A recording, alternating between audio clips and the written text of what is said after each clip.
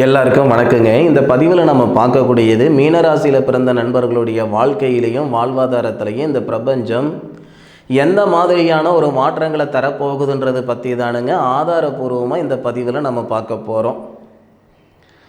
ராசிக்கு 3வது பாவகத்தில் மீன ராசியாதிபதி குரு பகவான் மிருகசீரிஷ நட்சத்திரம் 2வது பாதத்தில் 57 டிகிரியில் இருக்கும் பொழுது தான் இந்த மாதம் பிறக்கப்படுது. ராசிக்கு 3வது பாவகத்தில் குரு பகவான் இருக்கிறது அவ்வளோ நல்லது கிடையாது. இதை அனுபவிச்சுக்கிட்டு இருக்கிறீங்க ஒரு 6 மாத காலமாக. அந்த குரு பகவான் வந்ததிலிருந்து கேளப்பா குருபதி 3ல் ஏற கெடுதி மெத்த செய்வேனடா வேந்தன் தானும் ஆளப்பா அகத்தில் களவும் போகும் அப்பனே அரிட்டமடா சிசுவுக்குத்தான். இதுதான் நடந்துக்கிட்டு இருக்குது இந்த மீனராசி நண்பர்களுக்கு 6 மாத காலமாக. இருக்கிற வேலை பறிபோய் இருக்கும், கடன் பிரச்சனைகள் கொடுத்துருக்கோம், வீட்டில் களவு போயிருக்கோம், வாங்காத பணத்துக்கு வட்டி கட்டுற மாதிரி, செய்யாத தப்புக்கு தண்டனை அணிவிக்கிற மாதிரி, பார்த்த இடத்துல இருந்த காசு பணம் எங்கே போச்சுன்னு தெரியலிங்க. நான் கொடுக்கக்கூடிய நிலைமையில் இருந்தேன், வாங்கக்கூடிய நிலைமைக்கு வந்தேன். ஒவ்வொருத்தரும் ஒவ்வொரு விதமான சங்கடத்தில் இருக்கக்கூடிய காலகட்டம். ஆனால் 3வது பாவகத்தில் இருக்கக்கூடிய கிரகம் அக்டோபர் மாதத்தில் வக்ரம் அடைகிறாரு. பார்த்துக்கிடுங்க. இந்த மாதம் பிறக்கப்படக்கூடியது அக்டோபர் மாதம் 1ஆம் தேதி செவ்வாய்க்கிழமை. உங்கள் ராசிக்கு 2வது பாவகத்துக்கு அதிபதி தனஸ்தானாதிபதி செவ்வா, அவருடைய நாளில் அந்த செவ்வாவுக்கு உங்களுடைய ராசியாதிபதி நட்சத்திரம் கொடுத்துருக்கார். இந்த தருணத்தில் மிருகசீரிஷ நட்சத்திரம் செவ்வாவுடைய நட்சத்திரத்தில் குரு பகவானான உங்கள் ராசிநாதன் இருக்கையில் புனர்பூச நட்சத்திரம் சொல்லக்கூடிய உங்கள் ராசிநாதனுடைய நட்சத்திரம் முதல் பாதத்தில் 80 டிகிரியில் தனஸ்தானாதிபதி இருக்கிறார். உங்கள் ராசியாதிபதியான குரு பகவானும் தனஸ்தானாதிபதின்னு சொல்லக்கூடிய செவ்வாவும் நட்சத்திர பரிவர்த்தனை செய்திருக்கிறதுனால குருமங்கள யோகம்.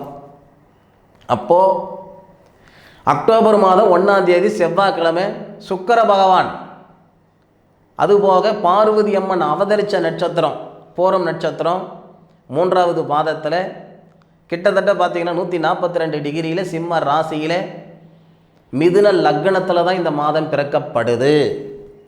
அப்போது சுக்கிர பகவானுடைய ஆதிக்கத்தில் தானுங்க உங்களுடைய ராசிநாதன் இருக்கிறாரு. அதோட ஒரு ஆச்சரியம் என்ன, அதிசயம் என்னன்னா, இந்த மாதம் 4 தேதிக்கு மேற்கொண்டு அக்டோபர் மாதம் 4 தேதிக்கு மேற்கொண்டு இந்த சுக்கிர பகவான் யாருடைய நட்சத்திரத்துக்கு வராரு அப்படின்னா குரு பகவானுடைய நட்சத்திரமான விசாக நட்சத்திரத்துக்கு வந்துடுவார். குரு பகவானுக்கு வீடு கொடுத்துருக்கிறவர் யாருன்னா சுக்கிரன். தேவகுருன்னு சொல்லக்கூடிய குரு பகவானுக்கு அசுர குரு தான் வீடு கொடுத்துருக்கார். ரிஷபர் வீடு, ரிஷப ராசியில் தானே குரு இருக்கார். அப்போது அந்த அசுர குருன்னு சொல்லக்கூடிய சுக்கிர பகவான் மீன ராசிக்கு 8வது பாவகத்தில் இருந்து 8 குடையவர் அவர் 8வது பாவகத்துக்கு வந்து விசாகம் நட்சத்திரத்துக்குள்ளே வர்றது மிகப்பெரிய ஒரு நல்லது. 4ஆம் தேதி. அப்போது இந்த சுக்கிர பகவான் என்ன செய்கிறாருன்னா தனஸ்தானத்தை பார்க்குறார். யாருடைய சாரத்திலிருந்து? குரு பகவானுடைய சாரத்திலிருந்து. தனஸ்தானாதிபதி ஏற்கனவே குருவுடைய சாரத்தில் தானே இருக்கிறார். இப்போ உங்களுக்கு விவரம் தெரியும். தனஸ்தானாதிபதியை பார்க்கக்கூடிய சுக்கிரனோ விசாக நட்சத்திரம் குருவுடைய நட்சத்திரம், தனஸ்தானாதிபதியும் குருவுடைய நட்சத்திரம். இந்த வகையில் தான் பொருளாதாரத்தில் இருக்கிற பிரச்சனை சரியாக போகுது.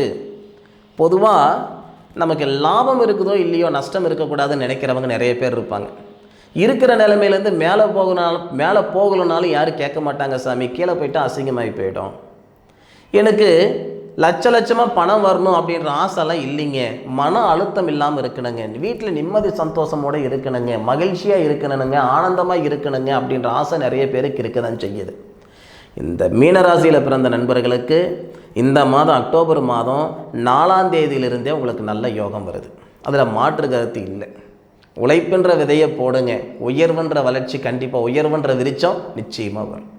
மீனராசி நண்பர்களுக்கு நிறைய பேர் சொல்கிறது என்னன்னா, சார் 7ஆம் நாட்டு சனி நடந்துக்கிட்டு இருக்கு சார். அதாவது இது எப்படி தெரியுமா இருக்குதுங்க, நம்ம பிள்ளைகளுக்கு சொல்லுவோம் இல்லைங்களா, வேப்ப மரத்து உச்சியில் பேய் ஒன்று ஆடுதுன்ட்டு. அந்த மாதிரி சனி பகவான் ஆரம்பத்திலிருந்தே அவர் கெட்டவர் அப்படின்னு ஒரு பாவனை செய்து வச்சுருக்கிறாங்க. அப்படி கிடையவே கிடையாது. சனி பகவான் நம்ம ராசிக்கு நல்லவராக கெட்டவரான்னு பார்த்துக்கிடுங்க. நம்ம ராசிக்கு 12 குடையவர், பாதகாதிபதி அவரே. நம்ம ராசிக்கு 11வது பாவகத்துக்கு அதிபதி, லாபஸ்தானாதிபதி அவரே. எப்படியானாலும் இருக்கட்டுங்க, அந்த சனி பகவான் யாருடைய தயவில் இருக்கிறார்? சனி பகவான் சொந்த வீட்டில் இருக்கிறார் சார், கும்பத்தில் இருக்கிறார் சார், இது என்ன சார் ஆச்சரியம் அப்படின்னு சொல்லக்கூடியவங்க இருக்க தான் செய்கிறீங்க. ஆனால் சனி பகவான் கும்பத்தில் தன்னுடைய ஆட்சி வீட்டில் இருந்தாலும் உங்கள் ராசியாதிபதி நட்சத்திரத்தில் தான் சார் இருக்காரு. புரட்டாதி நட்சத்திரம் அப்படின்றது குபேரர் அவதரித்த நட்சத்திரமாக இருந்தாலும் உங்களுடைய ராசிநாதனான குரு பகவானுடைய நட்சத்திரம். அப்போ குரு பகவானுடைய நட்சத்திரத்தில் இருக்கக்கூடிய சனி பகவான் எந்த வகையிலையும் அவர் சாதகமான பலன்கள் தான் கொடுக்கணுமே தவிர பாதகமான பலன்கள் கொடுக்க முடியாது. சனி பகவான் உங்களுடைய ராசிக்கு 2வது பாவகத்தை பார்க்குறாரு. 12வது பாவகத்தில் இருக்கக்கூடிய சனி பகவான் 2வது பாவகன் சொல்லக்கூடிய தனஸ்தானத்தை பார்க்குறாரு. தனஸ்தானாதிபதினு சொல்லக்கூடிய செவ்வாய் 4வது பாவகத்தில் குரு பகவானுடைய நட்சத்திரத்திலேயே தனஸ்தானத்தை பார்க்கக்கூடிய கிரகமும் குரு பகவானுடைய நட்சத்திரம். தனஸ்தானாதிபதியும் குரு பகவானுடைய நட்சத்திரம். தனஸ்தானாதிபதி செவ்வாய் உங்கள் ராசிக்கு 11வது பாவகன் சொல்லக்கூடிய சனி பகவானுடைய வீட்டையே லாபஸ்தானத்தை பார்க்குறாரு. அப்போ சனி பகவானுடைய பார்வை செவ்வாவுடைய வீட்டிலையும், அதாவது தனஸ்தானாதிபதியுடைய பார்வை லாபஸ்தானத்தையும், லாபஸ்தானாதிபதி பார்வை தனஸ்தானத்தையும் பார்க்கக்கூடிய தருணம். இந்த மாதம் 20ஆம் தேதி சூப்பராக இருக்கும். 4ஆம் தேதியிலிருந்து 20ஆம் தேதி வரை 16 நாள் மீனராசி நண்பர்களுக்கு மிகப்பெரிய முக்கியமான தருணம். நல்லது நடக்கிறதுக்கு 16 நாள் தேவையில்லைங்க, 16 நிமிஷம் போதுங்க. நம்ம வருஷம் ஃபுல்லாக கஷ்டப்பட்டாலும் வருஷம் ஃபுல்லாக நமக்கு நல்ல நேரம் இருக்கிறது இல்லைங்க. வருஷத்தில் ஒரு தருணம், 1 மணி நேரம், ஏதோ ஒரு தருணத்தில் நமக்கான ஒரு பாதை கிடைச்சிரும். திருமணம் பண்ணுறோம்னா வாழ்நாள் முழுவதும் நமக்கு நல்ல நேரம் பார்க்குறது இல்லைங்க. அந்த மாங்கல்யம் ஏறுற நேரத்தில் நல்ல நேரமா, எல்லா கிரக அமைப்புகள் வந்திருக்குதா அப்படின்றத தான் பார்க்குறோம். அந்த மாதிரி உங்களுக்கான தருணம் இந்த 16 நாளில் ஏதாவது ஒரு தருணத்தில் உங்களுக்கான தருணம் கொடுத்துரும். இந்த பிரபஞ்சம் எல்லாருக்கும் எல்லா தருணத்துலேயும் சாதகமான நேரத்தை தர்றது இல்லைங்க. ஒவ்வொருத்தருக்கும் ஒவ்வொரு தருணத்தில் தான் சாதகமான நேரத்தை தரும். உழைப்பு போடுங்க, உழைப்பு மட்டும் போடுங்க, உழைங்க, கஷ்டப்படுங்க, முன்னுக்கு வருவீங்க. கஷ்டப்படுறது ரைட்டுங்க, உங்களுக்கான தொழிலாக அது. எத்தனை பேர் நம்ம பார்த்துருக்கோம், ஒருத்தர் ஒரு ஹோட்டல் கடை வச்சுருக்கிறாருன்னா அடடா நல்லா போகுது, நாமளும் அதை தொழில் செஞ்சு விடலாமே. ஒருத்தர் ஒரு யூடியூப் சேனல் வச்சுருக்கிறாருன்னா என்னங்க பேசுகிறதானுங்க, நாமளும் பேசி விடலாமே. மனசுக்கு ஆசை வரதெல்லாம் சகஜம் தானுங்க. அது ஆணாக இருந்தாலும் சரி, பெண்ணாக இருந்தாலும் சரி, நம்ம தலையில் என்ன எழுதியிருக்குது எத்தனை பேருங்க பார்த்துக்கிறீங்க. சரி, நமக்கு இந்த தொழில் தான் அப்படின்ற மாதிரி ஒரு ஜாதகத்தில் இருக்குதுன்னு வச்சுக்கோங்க. நினச்ச நேரத்தில் செஞ்சிட முடியுமா? அதை ஆரம்பிக்கிறதுக்குன்னு ஒரு நேரம் பொழுது இருக்குது இல்லையா? அந்த தருணத்தில் செஞ்சால் தானே அது சக்ஸஸ்ஃபுல்லாக வரும். ஜோசிகாரர் சொல்லிட்டாரு ஹோட்டல் கடை வச்சா நல்லா இருக்கும் அப்படின்னு சொல்லிட்டாரு, உணவு சார்ந்த தொழில் செஞ்சால் நல்லா இருக்குன்னு சொல்லிட்டாரு. நமக்கு சந்திராஷ்டம் இருக்கக்கூடிய நாளில் செஞ்சால் சரி வருமா சார்? அதுக்கு ஒரு நேரம் இருக்குது இல்லை? குழந்தை கருத்தரிக்கிறதுக்கு ஒரு நேரம்னா, கருதரிச்ச குழந்தை உருவாகிறதுக்கு ஒரு நேரம், உருவான குழந்தை பிறக்கிறதுக்கு ஒரு நேரம், பிறந்த குழந்தை தவளறதுக்கு ஒரு நேரம், தவழ்ந்த குழந்தை நடக்கிறதுக்கு ஒரு நேரம், நடந்த குழந்தை பள்ளிக்கூடம் போகிறதுக்கு ஒரு நேரம், பள்ளிக்கூடம் போகிற குழந்தை படிக்கிறதுக்கோ அல்லது வேலைக்கு போகிறதுக்கோ ஒரு நேரம், வேலைக்கு போன குழந்தை கல்யாணம் பண்ணுறதுக்கு ஒரு நேரம். எல்லாத்துக்கும் நேரம் இருக்குதுல்ல? அப்போது நினச்ச நேரத்தில் ஒரு விஷயம் வந்துடும் அப்படின்னு நினைக்கிறது தப்பு இல்லையா? தயவு செய்து உங்களுடைய சுய ஜாதகத்துக்கு கொஞ்சம் முக்கியத்துவம் கொடுத்து உங்களுக்கான தொழிலா, அந்த தொழில் உங்களுக்கான நேரத்தில் செய்கிறீங்களா கொஞ்சம் பாருங்கள். இந்த நேரம் மீனராசி நண்பர்களுக்கு நிச்சயமாக சாதகமான நேரம். அதுவும் அக்டோபர் மாதம் 4ஆம் தேதியிலிருந்து அக்டோபர் மாதம் 20ஆம் தேதி வரை பிரமாதமான நேரம். 16 நாள் உங்கள் வாழ்க்கையில் மாற்றங்களை தரக்கூடிய ஒரு தருணமாக இந்த 16 நாள் இந்த பிரபஞ்சம் தரப்போகுது. அதில் மாற்று கருத்து இல்லை. அதுபோக 6வது பாவகத்துக்கு அதிபதினு சொல்லக்கூடிய கிரகம்தான் ருணரோக சத்துரு ஸ்தானாதிபதி. நம்ம ஜாதகத்தில் முக்கியமான கிரகங்கள் 2 கிரகங்கள், ஒன்று 6 இன்னொன்று 12 6 கிரகம் 12 கிரகம் ரொம்ப முக்கியமாக நம்ம பார்த்துக்கிட்டணும். ஏன்னா ருணரோக சத்துருஸ்தானாதிபதினா நம்ம முன்னேற்றத்துக்கு 4 பேர் காரணமாக இருக்கிறாங்கன்னா, நம்ம முன்னேறாமல் உருப்படாமல் இருக்கிறதுக்கு 10 பேர் காரணமாக இருப்பாங்க. அந்த மாதிரி இந்த சூரிய பகவான் மீனராசி நண்பர்களுக்கு 6 அதாவது சத்துருஸ்தானத்துக்கு அதிபதி. அந்த சத்துருஸ்தானத்துக்கு அதிபதியான சூரிய பகவான் 7வது பாவகத்தில் குரு பகவானுடைய பார்வை பார்த்து, குரு பகவானுடைய பார்வையில் இருந்து உங்கள் ராசியை பார்க்குறார். அப்போது உங்களுடைய முன்னேற்றத்துக்கு முட்டுக்கட்டியாக இருந்த அந்த தடைகள் எல்லாம் விலகப் போகுது. படிப்புக்கு தகுந்த வேலை இல்லை சார், வேலைக்கு தகுந்த சம்பளம் இல்லை சார், சம்பளத்துக்கு தகுந்த வாழ்க்கை இல்லை சார்.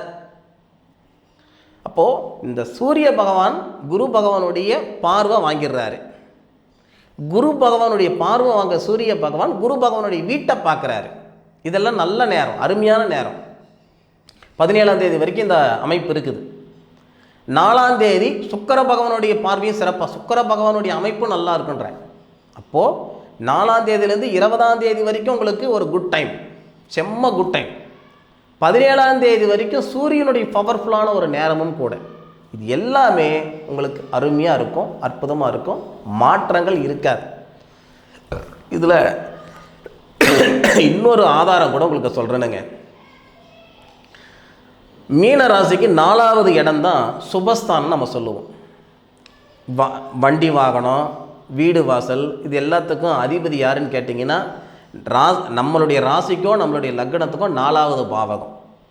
4வது பாவகத்தில் தனஸ்தானாதிபதினு சொல்லக்கூடிய செவ்வாய் இருக்கிறாரு. 20ஆம் தேதி வரைக்கும் இருப்பார். 4வது பாவகத்துக்கு அதிபதி புதன் உங்கள் ராசிக்கு 7வது பாவகத்திலிருந்து உங்கள் ராசியை பார்க்குறாரு. ஆனால் 10ஆம் தேதி என்ன பண்ணுறாருன்னா அந்த புதன் பயிற்சி அடைகிறார். எப்படி பயிற்சி அடைவார்னா சித்திரை நட்சத்திரம் 2வது பாதம், செவ்வாவுடைய நட்சத்திரம் 2வது பாதத்தில் இருப்பார்.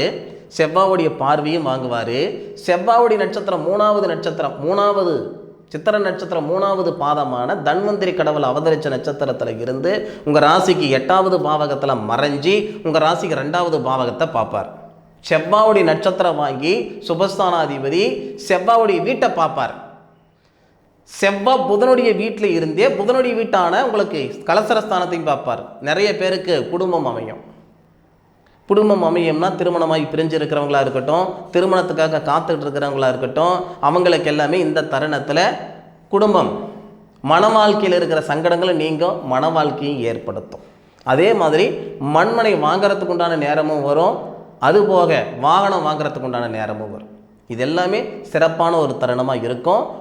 அக்டோபர் 10 தேதிக்கு மேலே அக்டோபர் 20 தேதிக்குள்ளார் ஒவ்வொரு தருணத்துக்கும் ஒவ்வொரு தேதி கொடுத்துருக்குறேனுங்க, ஒரு காலகட்டம் கொடுத்துருக்குறேன். அந்த காலகட்டத்தில் முயற்சி பண்ணால் நிச்சயமாக முன்னுக்கு வருவீங்க.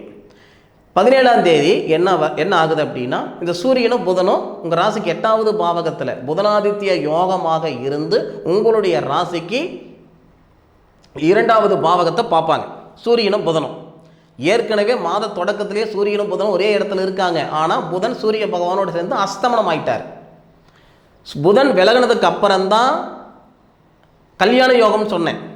7வது பாவகத்துக்கு அதிபதி சுக்கிர பகவானுடைய ஆதிக்கத்துக்கு வந்து உங்கள் ராசிக்கு 2வது பாவகத்தை பார்க்கும்போது தான் கல்யாண யோகம்னு சொன்னேன்.